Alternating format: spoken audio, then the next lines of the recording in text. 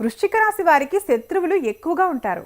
కానీ మీరు కోటీశ్వరులు కాబోయే ముందు మీ శత్రువులు మీ నుండి దూరంగా జరుగుతారు, లేదా వారు తమంతట తామే ఓడిపోతారు. మీ వ్యక్తిత్వం మీద గతంలో వచ్చిన మచ్చలు తొలగిపోయి సమాజంలో మీ గౌరవం పెరుగుతుంది.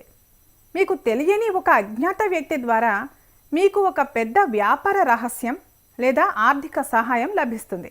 ఉన్నతాధికారుల నుండి లేదా రాజకీయ బలమున్న వ్యక్తుల నుండి మీకు సహకారం లభించటం మీరు ఉన్నత స్థాయికి చేరుతున్నారని చెప్పడానికి ఒక బలమైన గుర్తు. అదృష్టం వచ్చే ముందు వృశ్చిక రాశి వారికి దైవభక్తి అకస్మాత్తుగా పెరుగుతుంది. మీరు పదే పదే సుబ్రహ్మణ్య స్వామి లేదా ఆంజనేయ స్వామి దేవాలయానికి వెళ్ళాలని అనుకోవడం ఒక గొప్ప సంకేతం. మంగళవారం రోజున మీకు తెలియకుండానే ఎరుపు రంగు వస్తువులను దానం చేయాలని అనిపిస్తుంది.